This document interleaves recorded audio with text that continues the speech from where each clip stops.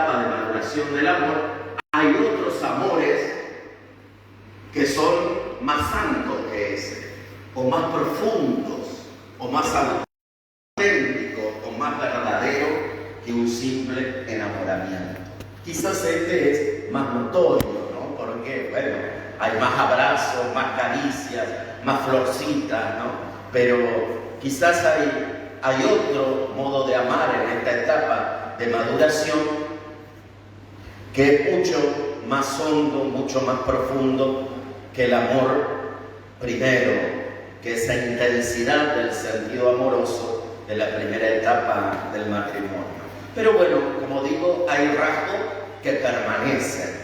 El deseo, ¿no?, continúa, será diferente, no sé, estas son características que las saben más ustedes que yo. Pero el deseo permanece. Si no, elegiría a otra persona. Si la sigo eligiendo, si lo sigo eligiendo, la atracción, por lo que sea, permanece, ¿no?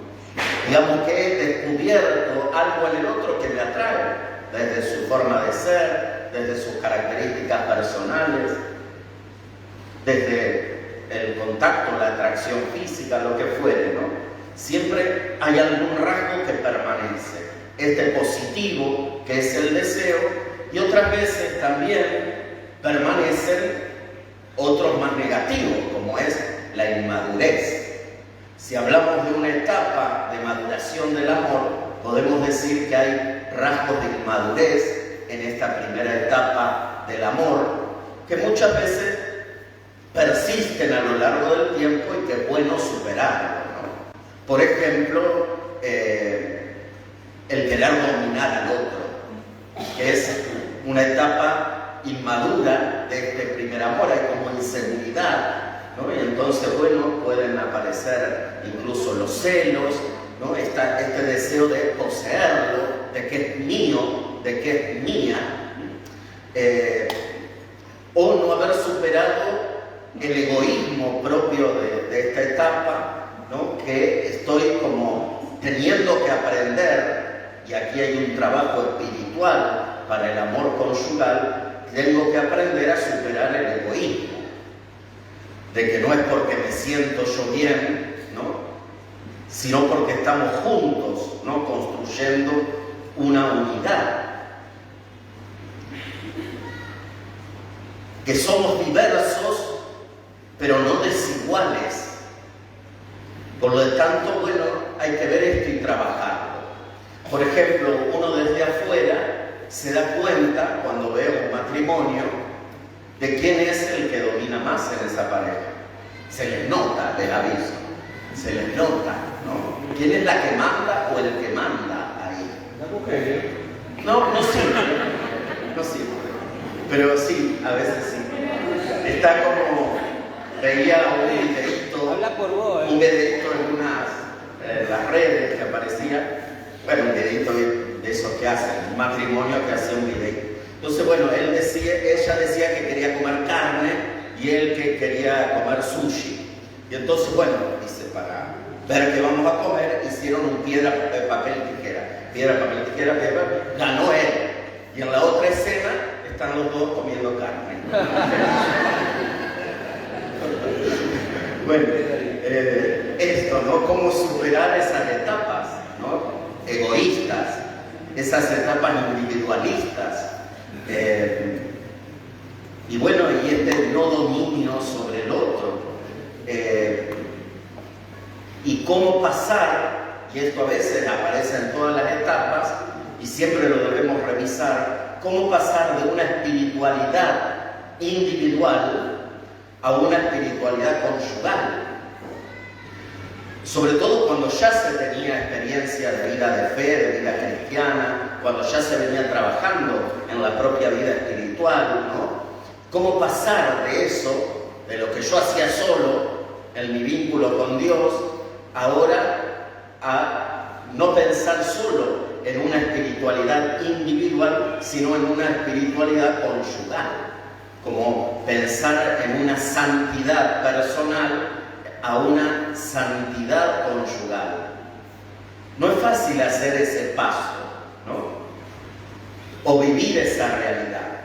Claro que cada persona, y de hecho Dios nos juzgará a cada uno de acuerdo con sus obras. Pero es importante en la vida matrimonial esto de que me hago cargo del otro, también de su salvación, y que juntos caminamos hacia el cielo, ¿no? No es que yo me salvo y que él se arregle. ¿Dónde está el amor? ¿No? Y a veces eso también lo podríamos después llevar a los hijos, ¿no? ¿Quién quisiera llegar al cielo y que sus hijos no estén también ahí? ¿Quién podría estar feliz eternamente en el cielo si sus hijos están en el infierno? Pero ¿a quién se le ocurre, no? Por lo tanto, bueno, estamos caminando juntos como familia hacia el cielo. Y en realidad deberíamos decirle a Dios, ¿no? Si mis hijos no van a ir al cielo, yo tampoco quiero ir al cielo. O sea, haz lo que tengas que hacer, pero me lo llevas a ellos también, ¿no? O sea, ese deseo que quiero para mí, también debo desearlo y procurarlo para los que amo. ¿Ven esto? La espiritualidad no pensada de un modo individual o individualista, yo y mi salvación, como para decirlo de alguna manera, o esta espiritualidad conyugal o incluso una espiritualidad familiar. El trabajo espiritual de esta etapa es entonces superar el egoísmo para vivir una experiencia espiritual desde un nosotros. No desde yo, sino desde un nosotros. Es que ya no somos uno, sino somos dos. Pero antes les decía, cada uno sigue en su individualidad.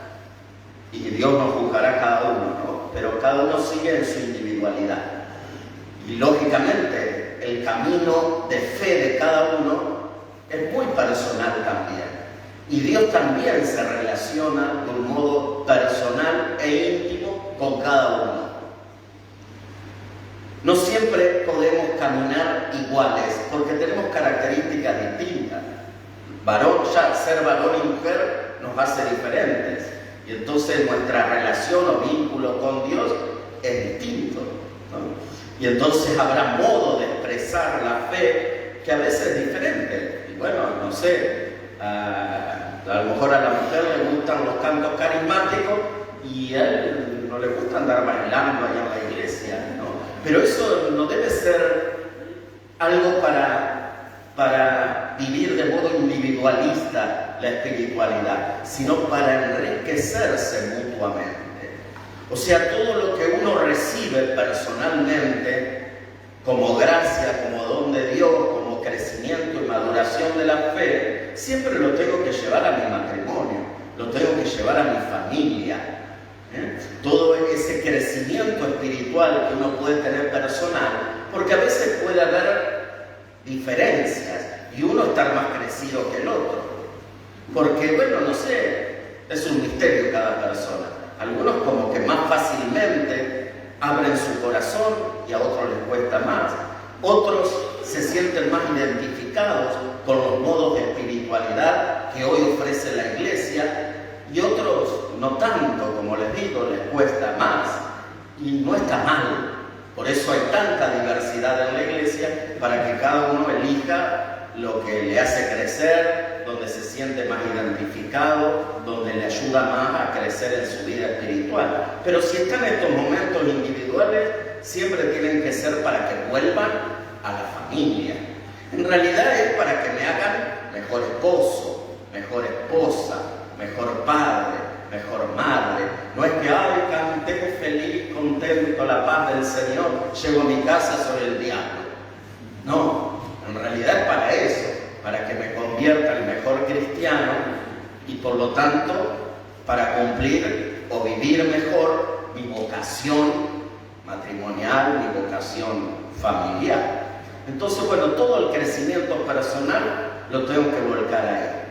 Y ayudar también, especialmente al esposo o a la esposa, a seguir creciendo con sus características personales.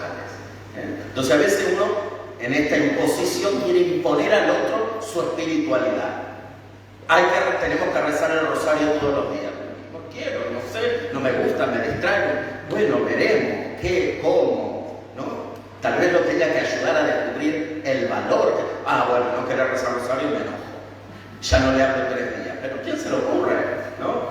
No es así el camino, ¿no? De vivir la espiritualidad conyugal. No es así.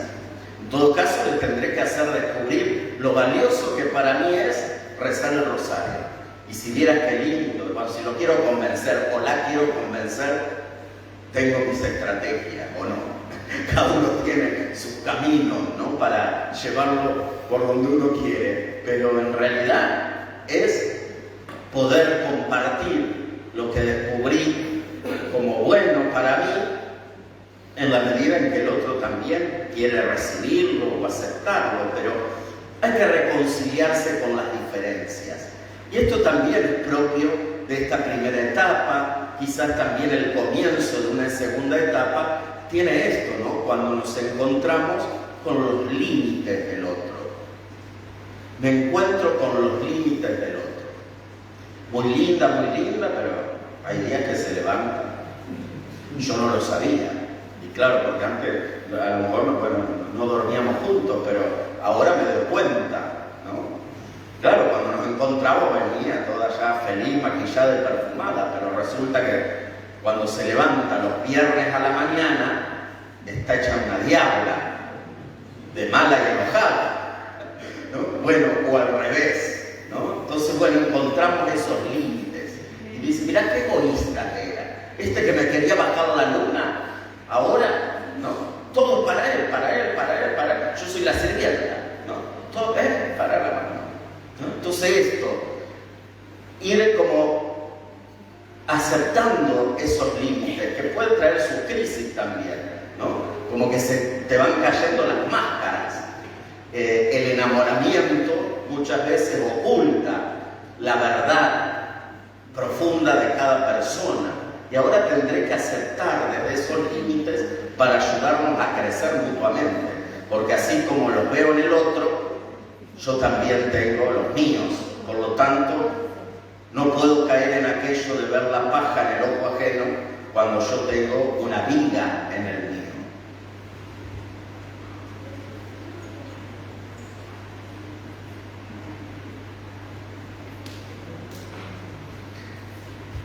Aparece entonces en la espiritualidad conyugal de esta primera etapa y que luego también continúan las otras, esto de oración personal y oración matrimonial.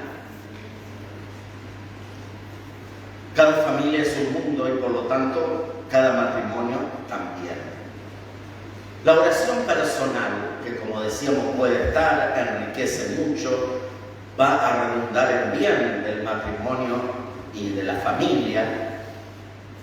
Incluso esa oración personal tiene que llevar siempre en el corazón a los que aman. Siempre en mi oración personal tiene que estar, ¿no?, la súplica por mi esposo, por mi esposa, por mis hijos, por mis nietos, ¿no?, por esos amores así más íntimos, más cercanos. Y sin duda que un espacio de oración matrimonial es muy interesante, ¿no? Un encontrarnos ya no en el ir y venir de cada día, sino para encontrarnos en el silencio, ¿no? De dos corazones que se están uniendo a Dios. Como hemos hecho recién, ya está ahí, ¿no? Miren qué lindo. A veces a lo mejor en casa no encuentran estos momentos, pero hoy lo hicieron. Dice, qué bueno. Se lo digo para que caigan en la cuenta, ¿no? Dice, no, la verdad que no rezamos nunca juntos. Puede pasar. Pero hoy sí lo hicieron. ¿Qué sé yo? No hicieron los dos a la vez, Padre nuestro que estás en el cielo, Dios te salve María. Sino simplemente estuvieron sus dos corazones en sintonía con el Señor, como al mismo tiempo. Bueno, si uno lograra tener esos espacios de estar juntos en un momento de oración, y eso hace que nos conozcamos hondamente y que los vínculos sanen y se estrechen y se encuentren luego de un modo diferente. Porque esto sucede en cualquier comunidad, también en una comunidad parroquial, en la de un grupo, en la del mismo movimiento. Reunirnos a rezar juntos lo va a cambiar todo. Va a hacer que nos miremos de otra manera, que nos encontremos de un modo diferente, porque ahí estuvo, ¿no?, la gracia, la obra de Dios, sanando, uniéndonos en comunión, haciéndonos más profundos, haciendo que nos encontremos desde otro lugar. Bueno, y hoy lo hemos hecho, lo han hecho ustedes. Entonces podemos decir, el encuentro ya está hecho, o ya nos vamos con una gracia, y sigan con muchas otras más, pero con una gracia muy linda y muy importante. En un momento de oración, de intimidad con Jesús, en la adoración eucarística, estuvimos los dos uniendo nuestro corazón a Él.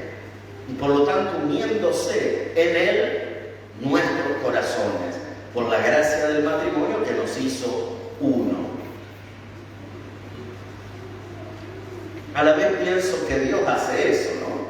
Cuando uno personalmente está rezando, Dios no me está solo bendiciendo a mí y al otro degenerado que no viene y no reza nunca, se pierde la bendición.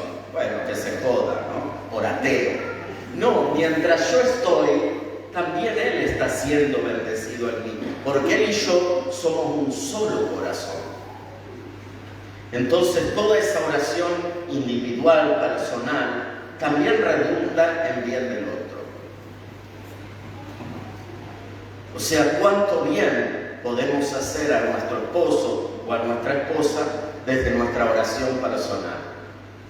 Porque mientras yo abro el corazón a Dios, Dios no solo derrama bendiciones en mi vida, sino también en la de Él.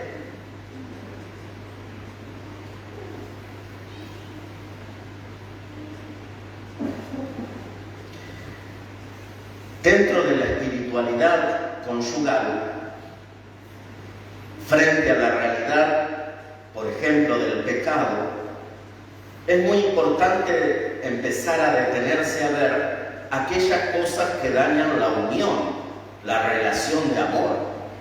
Porque hasta el momento, antes de ser matrimonio, bueno, solo pensaba en mis pecados personales, ¿no?, en mis cosas malas. Y ahora también tendré que pensar en aquellas cosas que hacen daño a la unión, a la relación de amor. Incluso también cuando hacemos nuestro examen de conciencia, ¿no? No solamente limitarlo a mis fallas personales, sino advertir y ver aquellas cosas que dañan la unión, que dañan nuestra relación de amor. En esta primera etapa comenzamos a afianzar la comunicación, el diálogo, que parecía que hasta el momento no hacía falta. Si yo hasta te bajaba la luna, ¿no? Si te miraba y me derretía, si me traías una flor y con eso me estabas diciendo todo, ¿no? Parecía que la comunicación ya estaba casi alcanzada. Y bueno, sin embargo, ahí, ¿no?, es tan necesario ese diálogo, pero que después, a lo largo de todas las etapas y de toda la vida matrimonial, será algo muy importante: la comunicación y el diálogo. Lo experimentan, ¿no?, cada vez que se hacen encuentros con los matrimonios y se ofrece un espacio de diálogo. Esos matrimonios se vuelven renovados a su casa. Y no hubo nada más extraño para ellos que eso, ¿no?, que tener la posibilidad de hablar. La comunicación y el diálogo lo son todo, ¿no? Sanan, refuerzan compromisos, hechos,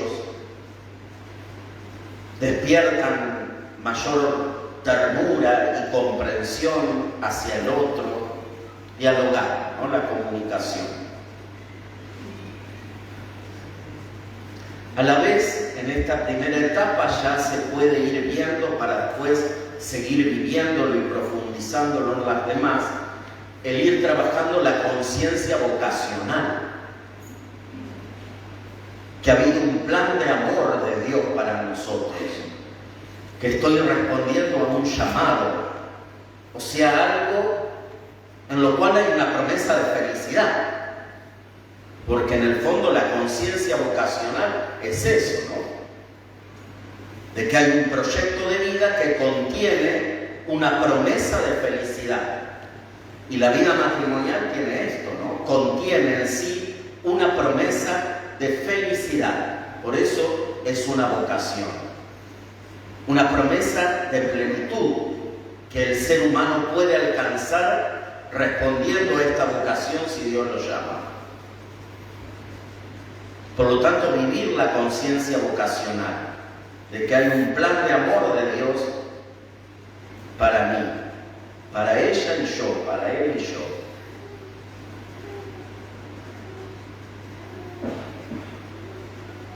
Es la etapa, como decíamos antes, de ayudarse a buscar la voluntad de Dios, lo que Dios quiere. Y sobre todo poder llevar al otro a profundizar su relación y su vínculo con Dios es muy importante.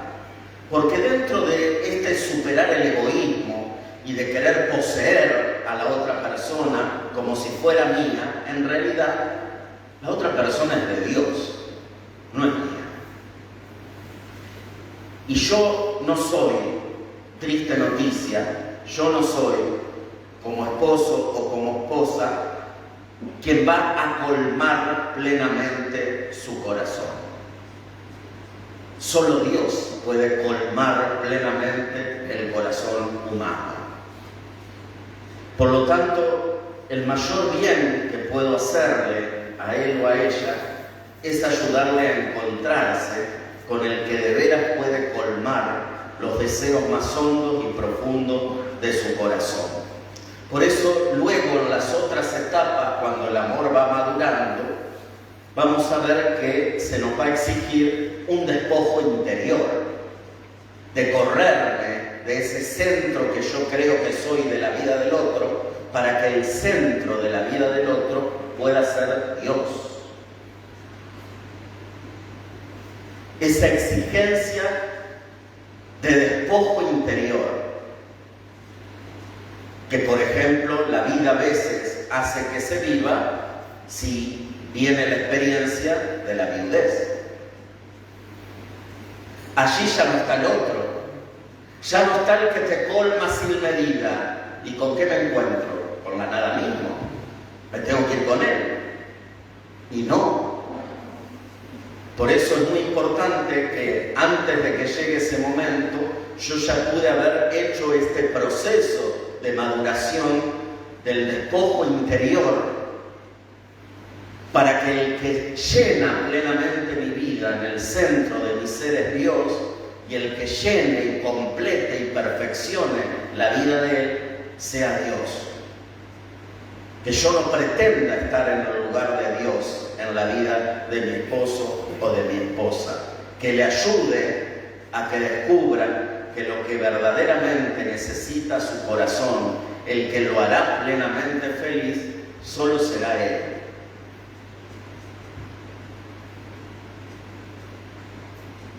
Y que nosotros nos amaremos más, mejor, con mayor perfección y más hondura será mi amor si en ambos Él es el centro, el más importante, el que colma sin medida nuestra vida.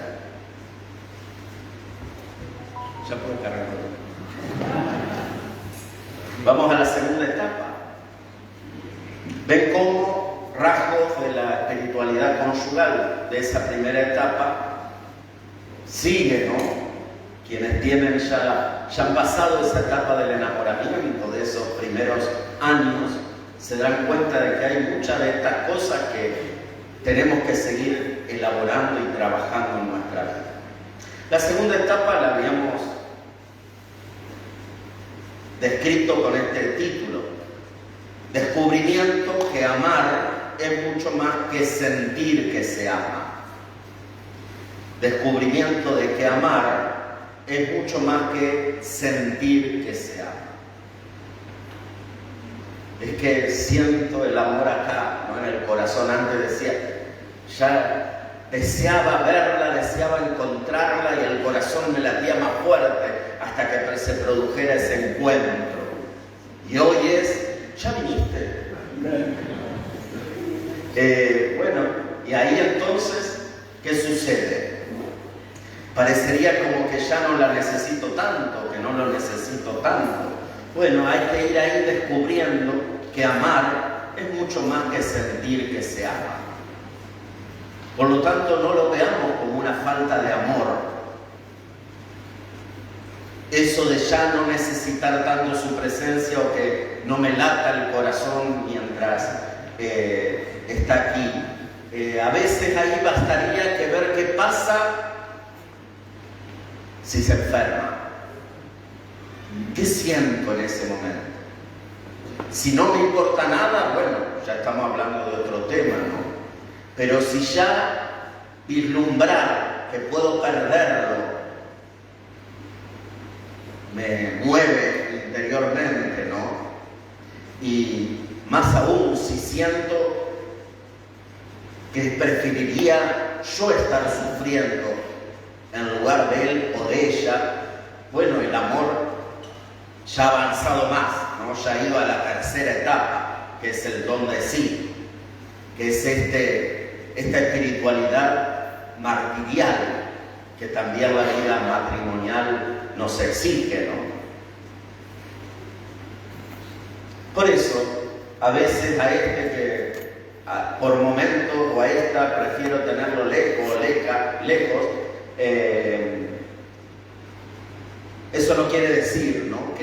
que el amor se haya ido o que se haya apagado. Quizás estoy en esta etapa donde tengo que descubrir que amar es mucho más que sentir que lo amo. Donde es la etapa donde se busca el bien del otro, donde nos vamos descentrando de nosotros mismos mediante un movimiento altruista. Quiero el bien del otro. El otro es una prioridad en mi vida. Y es bueno darse cuenta y reconocerlo. Es una prioridad. Porque así lo elijo, porque así la elijo, porque así lo sentí en un momento, porque ahora lo vivo, ¿no? Como una opción que me da plenitud y a la vez es un amor realmente humano. El otro, que es ese primer amor más de los sentidos, se va convirtiendo luego en un amor más humano, donde el otro me importa, donde el bien del otro lo busco, donde no quiero que sufra, no quiero que esté mal. Y a veces, si prestan atención, muchas peleas o conflictos que aparecen en la vida matrimonial es porque no lo quiero ver mal o no la quiero ver mal. Y bueno, uno a veces es torpe, creo, y entonces para hacer que esté bien, me enojo. Estás todo el día con esa cara, estás todo el día rezongando, estás todo el día enojado por esto, porque en el fondo no te quiero ver mal. Eso le está diciendo. Pero bueno, no lo está diciendo de la forma adecuada, ¿no? Pero como que lo está sacudiendo, diciéndole, me gustaría verte bien. Es que eso es lo que busco, lo que deseo. Esté bien, por eso me gustaría que esté contento, feliz, alegre. Bueno, cuando quizás lo vemos en una situación así, muchas veces la reacción es esta, ¿no? Reaccionamos así como con violencia, mal, pero es porque queremos verlo bien, queremos verla bien. Si no, ni nos importaría, ¿no? Oh, que reniegue, yo me voy a la pieza de la televisión. Alguna vez se hará, ¿no? Pero muchas veces ese enojo por una actitud mala del otro es en el fondo porque no quiero verte mal. Quizás si tomásemos otra actitud, que tiene que ver más con la comunicación, con el diálogo, con esto de poder comprender que puede estar estresado, mal, nervioso, con problemas de una cosa, de la otra, y después, bueno, y eso pasa siempre, con los empleados o en su trabajo, con sus patrones o donde se encuentre, todo es sonrisita, cuando viene a la casa se la descarga con todos. Bueno, entender que eso pasa así, cómo poder acompañar, ¿no?, esos momentos o esas situaciones para que esté bien, para que todos los problemas que hay fuera de la casa no vengan, ¿no?, como a descargarse, como una especie de volcán que trae toda su lava, por no decir otra palabra, a la casa, ¿no? Bueno, poder entender que la realidad es así o el proceso se da de esa manera. Pero también para ayudar a entender que los de la casa no tenemos la culpa, como para ahora sufrirlo. Pero evidentemente el camino no es siempre esa reacción violenta con la cual le queremos hacer ver que su actitud la tiene que cambiar, porque a veces es contraproducente, ¿no? No logramos el objetivo que queremos, que es verlo bien. En esta etapa estamos buscando el bien del otro. Se va asumiendo el sentimiento amoroso. Por eso no podemos decir que en cada etapa se pierde una cosa y se empieza a vivir otra. No, solamente están las etapas para analizar más puntualmente la vida matrimonial. Pero no es que terminó una etapa y empezó otra. Porque en esta etapa se asume el sentimiento amoroso, se asume la atracción por él o ella. Que habrá otras lindas también y también. Y sí, ¿no? Pero la elijo a ella. Porque hay algo que me atrae más allá de lo que me atrae ver a alguien que no conozco, ¿no? Donde solamente será su físico, su sonrisa y no sé qué. Pero uno ya en esta etapa va descubriendo, andás a ver cómo es realmente, ¿no? Sí, muy linda, pero la vida no es eso. La vida no es 60, 90, 60. ¿Cómo es? 90, 60, 90. 90, 60, 90. Eso no es la vida. Uno ya en esta etapa, más maduro, va cayendo en esa realidad, ¿no? Y yo he hecho una opción en mi vida donde no quiero estar usando a la persona, jugando con la persona, con los sentimientos de la persona. O sea, si esa persona 90, 60, 90 me interesará para un rato y olvidar, ¿no? Y para que me interese un rato, no estoy para eso. En esta etapa de maduración, ¿no? Porque bueno, en esa cosa a lo mejor uno puede caer a los 20 años, pero a los 50, bueno, te tenés que replantear un poco, ¿no? ¿Qué es lo que verdaderamente querés de la vida? ¿Qué es lo que realmente te interesa vivir? Por eso aquí se va asumiendo el sentimiento amoroso, se lo integra, se lo ordena, porque ya del otro me interesan más cosas, no solamente lo exterior. Porque acá lo que me va a ofrecer la otra persona en esta integración de su atracción y en este ordenar ese sentimiento amoroso de la primera etapa, lo que me va a garantizar es perennidad.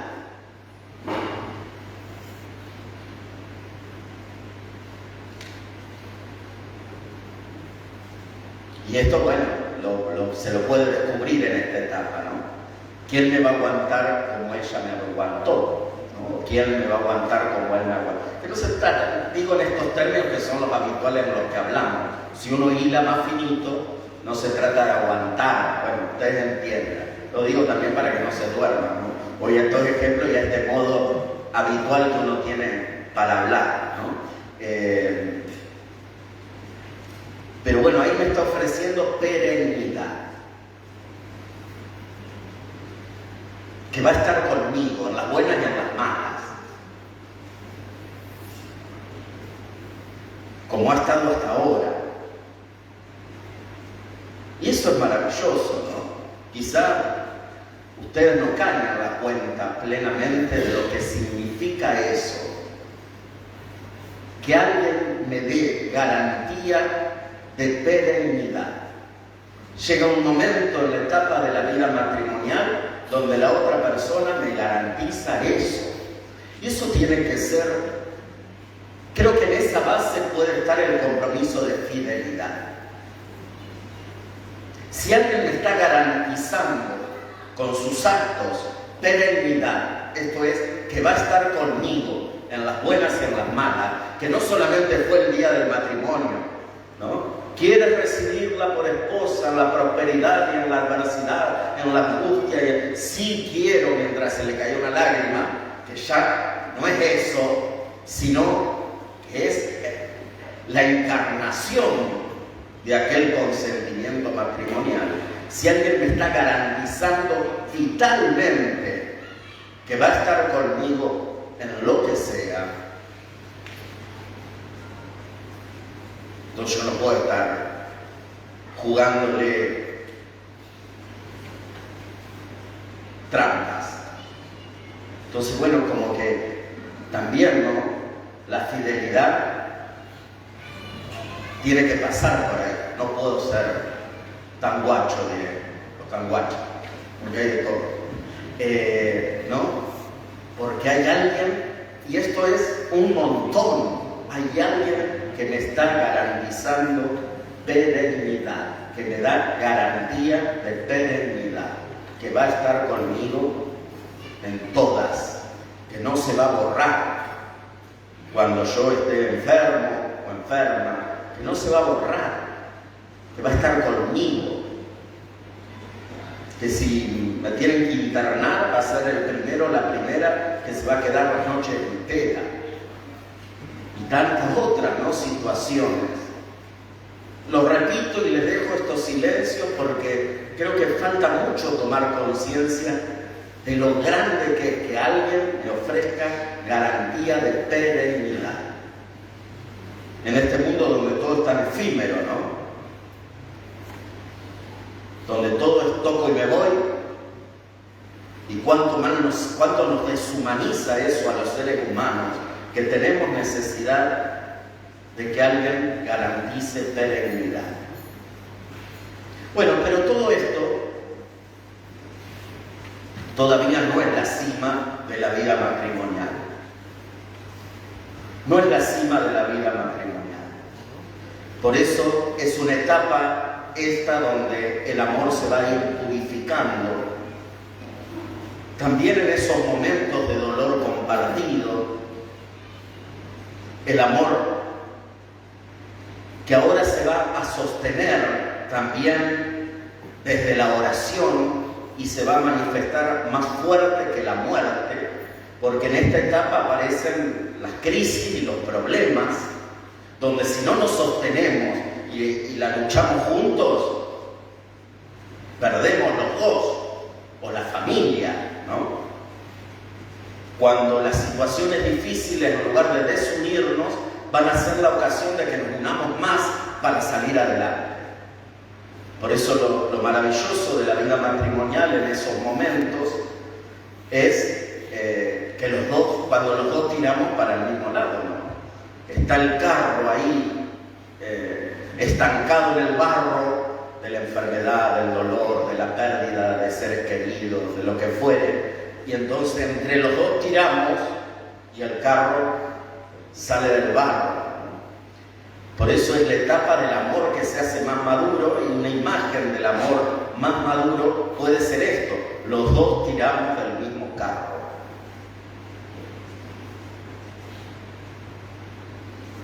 Especialmente en esos momentos, ¿no?, de dolor, de dificultad, el amor que está sostenido también desde una espiritualidad, donde esos momentos de dificultad, de crisis, nos tienen que llevar a la oración.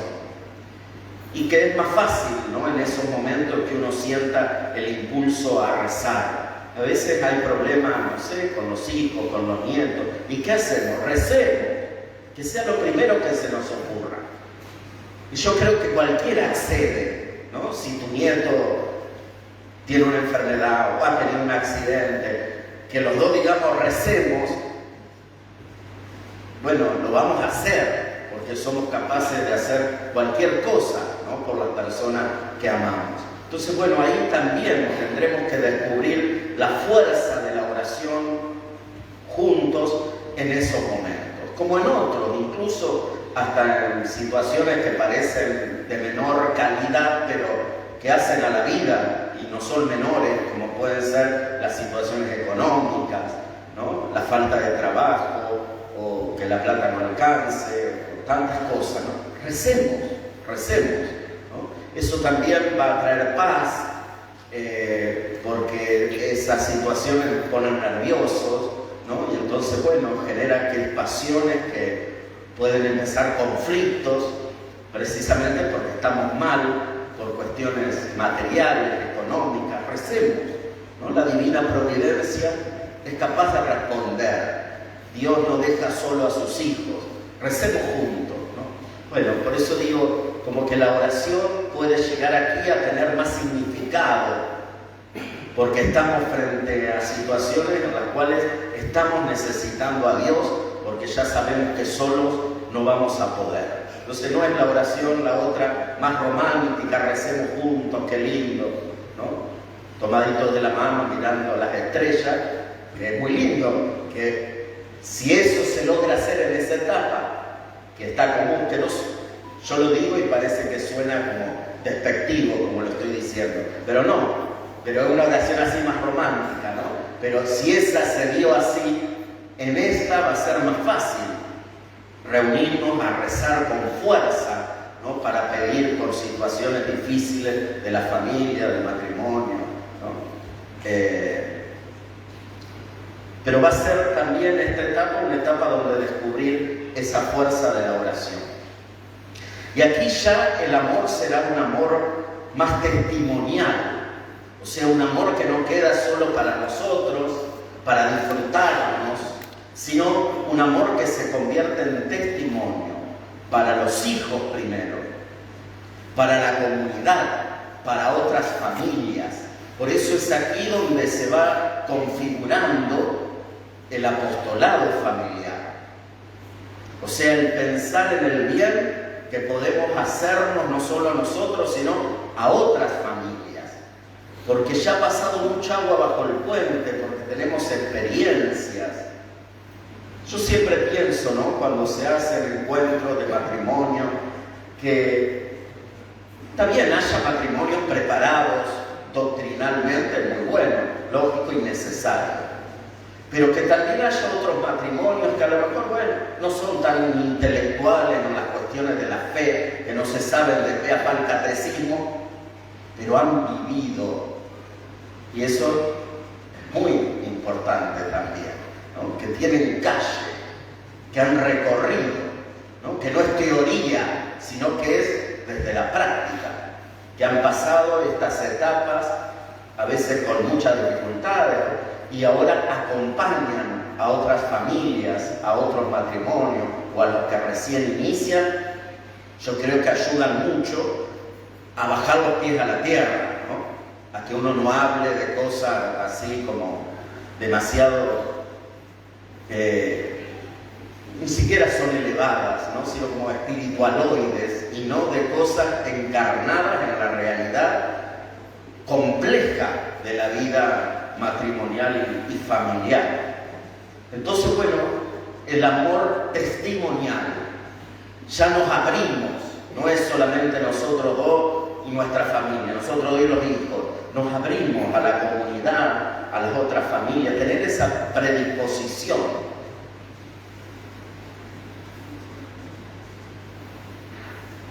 Desde el trabajo en nuestro movimiento, como también en la pastoral familiar en general, en la pastoral familiar de la parroquia, en la pastoral familiar de una diócesis. a los integrantes del movimiento familiar cristiano los tenemos que tener ahí. No, ellos son los especialistas en amor conyugal. No los queremos tener especialistas de nada, sino de testigos, para que den testimonio del amor conyugal, para que estén ahí, ¿no?, acompañando, muchas veces desde el silencio, acompañando sin hacer mucho espamento, pero acompañando realidades concretas. Ese amor testimonial también debe ser para los hijos, y eso es muy importante. Quienes de nosotros hemos tenido el don, la gracia de poder crecer con padres que se amaron, sabemos que es muy importante ese testimonio. Bueno, no siempre las circunstancias de la vida a todos nos han dado esa gracia, pero ustedes intenten por lo menos dársela a sus hijos. Que el amor testimonial lo puedan recibir ellos en primera instancia, porque en esa escuela de amor que es la familia, ese amor testimonial es lo primero, porque ahí están ellos aprendiendo a amar. Por eso en esta segunda etapa del amor conyugal y en la vivencia de la espiritualidad conyugal va a resonar más que nunca aquel quiere recibirla por esposa y promete serle fiel tanto en la prosperidad como en la adversidad. Sí quiero. No sabía que era esto, ¿no? Nadie se imaginaba qué puede llegar a ser esa prosperidad y esa adversidad por la cual juramos fidelidad y amor. En esta etapa lo descubrimos, era esto. Pero cuando digo era esto, y a veces puedo decir no sabía que era tanto, o no sabía que iba a ser tan doloroso, o no sabía que iban a ser tan difíciles, ¿no?, las situaciones que nos iban a vivir, me tengo que acordar de ese sí para decir, pero está la gracia de Dios en ese momento. Por medio de aquel sí, Dios me estaba dando la gracia de ahora vivir con mayor profundidad el amor en esta situación de adversidad. Bueno, esta es la etapa donde, como digo, se han vivido muchas experiencias y es el momento de capitalizarlas para ese amor testimonial, donde se ha aprendido muchas veces de los errores, porque de los errores también se aprende. Porque decíamos antes, no existen matrimonios ni familias perfectas. Eso es muy importante tenerlo claro cuando uno va a testimoniar el amor que uno se ha tenido. No es que yo tenga que ir y contarle al otro todas las miserias mías o de mi esposo o de mi esposa. No da. Porque, bueno, podemos provocar escándalo, ¿no?, en las otras personas, desánimo, y quizás quitamos más esperanza que ponerlas, ¿no? Pero no hay que olvidarlas. O sea, yo no me tengo que presentar allí en mi apostolado familiar como el que las tengo todas superadas. No. Nunca va a llegar ni mi mensaje, ni mi palabra, ni mi testimonio, porque no es la realidad, porque estoy mintiendo, ¿no? Estoy falseando. Y entonces desde la verdad de lo que soy sabré qué decir y cómo decirlo, y cómo estar y cómo no estar, y cómo acompañar y cómo alejarme. Lo sabré hacer si hay sinceridad de corazón y autenticidad. Sin olvidar eso, ¿no? Quién fui, de dónde vengo, de mis raíces. Hoy se da mucho también en los que van integrando el movimiento familiar cristiano, que no todos comenzaron su familia, por ejemplo, recibiendo el sacramento del matrimonio, que lo hicieron después de un tiempo, ¿no? Ya tenían hijos y luego se casaron. No se olviden de eso. Cuando después van a acompañar, no hace falta ni decirlo, pero no hay que olvidarlo, ¿no?, para después acompañar a familias que hoy es más común que vivan esa realidad. No lo olviden, no lo olviden, ¿no? ¿Qué hicieron ustedes? ¿Qué sucedió para que ese paso se dé? Para después acompañar esas nuevas realidades, para llevarlas a también vivir esa experiencia dichosa, sagrada del matrimonio. Pero no bajando línea, sino desde la propia experiencia. Bueno, aquí aparece también la familia como tal. Aquí madura el apostolado familiar, que deriva de la espiritualidad, ¿no? De la espiritualidad conyugal deriva el apostolado familiar. Ni espiritualidad conyugal sin apostolado familiar, ni apostolado familiar sin espiritualidad conyugal. La familia aparecerá acá porque ya hay hijos en esta etapa. Por lo tanto aparece la educación. Digo cosas rápidas, nomás casi los títulos para no extendernos. La familia como una escuela para enseñar a amar, como espacio de transmisión de la fe, ¿no? La presencia del Espíritu Santo dando sentido a todo, dejarnos guiar por Él, la vida sacramental, la formación en la fe, que aquí también, ¿no? El movimiento debe ayudarnos a esto. Y deberíamos preguntarnos y cuestionarnos si realmente nos está ayudando a esto, ¿no? A formarnos en la fe, a crecer en la fe, a poder advertir la presencia del Espíritu Santo dando sentido a toda nuestra familia. También la familia y la vivencia eclesial.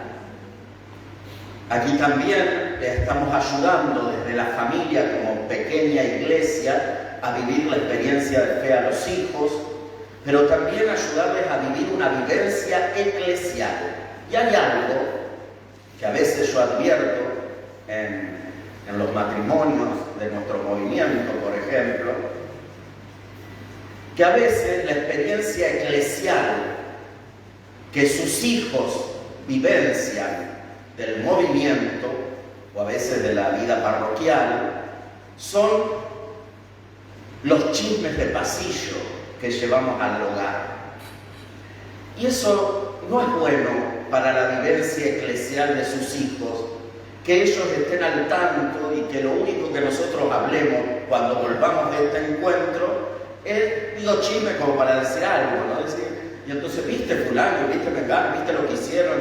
No, más que contar la esencia de lo que aquí se vivió. No sé si se entiende, ¿no? Muchas veces llevamos eso, los conflictos, no, yo este no lo soporto y este que no sé cuánto, y los chicos escuchan eso. Entonces, no sé, ¿qué le queda a los chicos de la vivencia eclesial? ¿Qué es ir a la iglesia? Todo este chismerío, de pelea, de esto, del otro, que critico una cosa, que critico la otra. Y yo lo que tengo que llevar es lo esencial de lo que viví en este encuentro. Entonces piensen, ¿no? ¿Cómo lo van a compartir en casa después? ¿O qué van a compartir de este encuentro? Como pareja, lógicamente, evaluarán, verán y dirán, mira, este me dijo esto, aquel no lo soporto, lo que sea, ¿no? Porque bueno, uno se desahoga, busca caminos de hacer con mayor perfección estos encuentros, pero la esencia de esto, si es esa, no vuelvan más. Seguro que se van a llevar cosas más valiosas que hay que seguir masticando también en la intimidad de la charla matrimonial, pero que también lo tendrán que testimoniar a sus hijos. Que ellos también lo harán con lo que están haciendo ahora con los chicos que vivieron, no solo entretenerlos, sino hacerles vivir también una experiencia de fe y una experiencia eclesial. No se queden con que ellos, que también a lo mejor lo aprendieron de ustedes, lo que le van a contar es que tal chico no sé qué le hizo, que el otro tampoco, que le hicieron un juego que no le gustó, y lo que son así los pibes. Pero pregúntenle sobre lo esencial. Bueno, le escucho en todo eso, pero voy a lo otro, ¿no? A su vivencia eclesial. Pues piensen eso. ¿Cómo le hacemos vivir a nuestros hijos la experiencia de ser iglesia? ¿Qué les hago escuchar de la iglesia? ¿El chismorrerío o lo esencial? Porque enseñamos con lo que hacemos más que con lo que decimos, ¿no? Siempre el valor del ejemplo. Y aparece aquí, en esta etapa de familia, la espiritualidad del cuidado, del consuelo y del estímulo, especialmente en referencia a los hijos, ¿no? Trabajar en la espiritualidad del cuidado, del consuelo y del estímulo, para que también ellos puedan desarrollar su vocación personal, encontrar su propia vocación, cómo acompañarlos en eso. No solamente, ¿te gustaría estudiar? Porque bueno, eso se lo dice cualquiera, pero nosotros, ¿no? Como matrimonios cristianos, ¿cómo le ayudamos a discernir lo que Dios quiere de ellos? Y esto no significa que yo lo induzca para que sea cura o monja, si es que a mí me gusta que sea, sino que realmente pueda descubrir que su vida es mucho más que me gusta esto o lo otro. Y es parte del estímulo, después de acompañar. Bueno, elige algo que yo ni lo pensaba, ni me gusta mucho, pero bueno, no es nada malo. Y bueno, parece que va por ahí. Bueno, acompañaré, le haré ver para ayudarle al discernimiento, lo estimularé, la estimularé a nuestros hijos a eso. Bueno, la tercera etapa, con esta concluimos, es la entrega de sí, la entrega de sí mismo. Decía, es ese rasgo martirial de la vida matrimonial, que es entregarse por entero, es llegar a decir, yo daría la vida por vos, sin decírselo, ¿no? Pero a veces esa garantía de perenidad en su evidencia más grande se da quizás en esta etapa, ¿no? Donde el bien del otro no es solamente que le deseo el bien, sino que no quisiera que le sucedan cosas malas y preferiría que me ocurra a mí antes que le ocurra a él o a ella. La entrega de sí, el bien del otro que se vuelve mi bien. En esta etapa ya no hay ni competencias, ni celos, ni nada por el estilo, ¿no? El bien de ella es mi bien y su mal es mi mal. Somos como gemelos, ¿vieron? Que dicen que si uno le pasa algo, el otro lo siente también. Bueno, pero acá en un sentido más espiritual. El mal del otro es mío también. No es de él o de ella, es mío. Y el bien del otro es mío. Su alegría es mi alegría. Sí, es una alegría multiplicada. Y es un mal del otro, no un mal multiplicado. Entonces estamos los dos llorando. No, sino es un mal acompañado. Porque como es mío, pero yo estoy bien, es mío, pero no soy yo el que le duele el cuerpo porque está enfermo, no soy yo el que está internado. Entonces es un mal aliviado cuando es de los dos. Y la alegría compartida es una alegría multiplicada. Entonces esta etapa es la etapa así, de las alegrías multiplicadas y de esos males aliviados. Es ahí cuando la persona humana encuentra plenitud, porque ese es el amor sincero y verdadero, donde ya no hay ni reservas para amar, ni trampas, sino que hay radicalidad, hay amor absoluto. Ahí podemos decir que están viviendo como consagrados. La etapa de la vida consagrada en la vida matrimonial es esta. Con sexo incluido, por si alguien no lo entiende, ¿no? No quiere decir que vivan como monjas o monjes, no. Ni tampoco que su casa la van a convertir en un convento, porque no es su vocación, estarían errando, ¿no? Si ahora mi casa es toda llena de Cristo y hacemos procesiones con un santísimo mentira, qué sé yo, en un sagrario, no es un convento, y acá también, viviendo la intimidad en el lenguaje corporal y todo lo que quieran, pero profundizando esta entrega de sí, podemos decir que en esta etapa, donde fue madurando la vocación, podemos hablar de esto. Ahora son consagrados. Y ojalá que esta etapa se consiga pronto, ¿no? Ojalá se consiga. y ojalá que pronto. Cuando el casado empieza a vivir de la fe y de ahí deriva el apostolado familiar, donde proclama a Jesús, el que tiene en la casa, ese proclama. El que le enseñó a vivir, ese Jesús proclama. El que tiene en su casa, el que vivencia en la pequeña iglesia de su hogar. En esta etapa a ese Jesús se le proclama. No el de los libros, no el de los cursos de teología y de Biblia que me hice, entonces ahora voy ahí, ¿no? O los libros, o las meditaciones del padre Richard que me leí. Sino a este Jesús que gracias a todo eso que hice, lo vivencio en mi hogar. A ese Jesús proclama ahora, el que tengo en casa. Por eso es una oración, y esta es una expresión del Padre Pedro, es una oración más vital que heredada, que ha de ser, dice él, como el aliento. Y esto del convento lo dijo él, que el hogar no es un convento. Yo a veces cito poco a las personas que leo, pero la mayor parte de estas ideas me las apropio porque creo que son así, pero no todas son mías, por suerte. Las peores son mías, las otras se las copio a alguien. Las tomo porque creo que verdaderamente es así. Y esto recuerdo que lo leí del padre Richard. Una oración más vital que heredada, que es como el aliento, ese ambiente de fe en el hogar se alcanza en esta etapa. La fe empieza a ser el fundamento del hogar, donde se apoyan y se nutren. Entonces ahora ya sé qué hacer cuando hay una dificultad o un problema, ¿sí? Ya sabemos, me apoyo en la fe.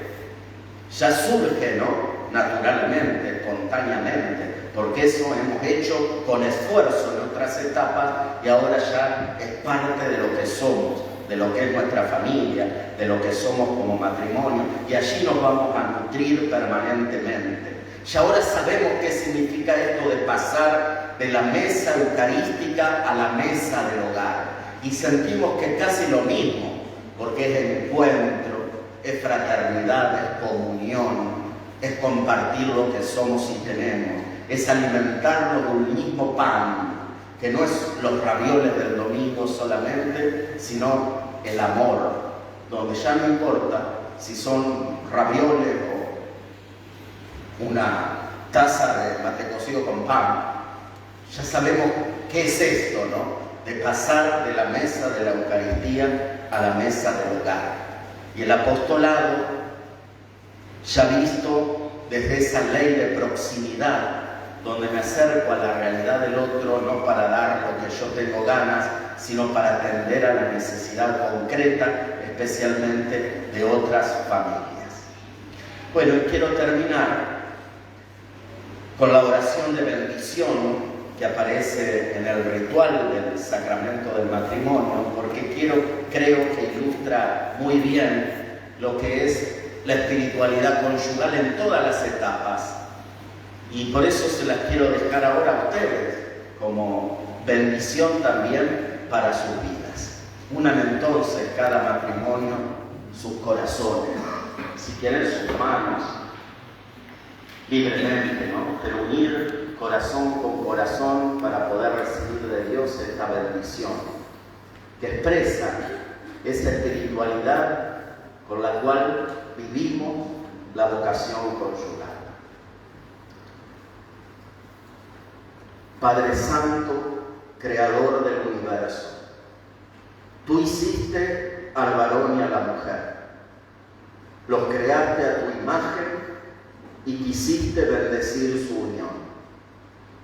Te pedimos por estos esposos aquí presentes, concédeles tu más abundante bendición, para que a la vez que se alegran de su mutua entrega, hagan fecundo su hogar y enriquezcan espiritualmente a la Iglesia.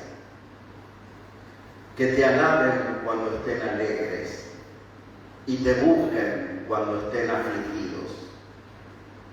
que se mantengan serenos en medio de las dificultades, sabiendo que cuentan contigo, que estás a su lado para ayudarlos.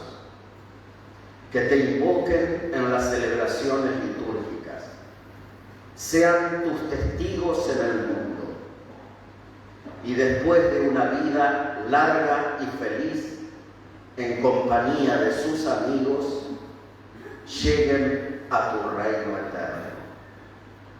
Por Jesucristo nuestro Señor. Amén.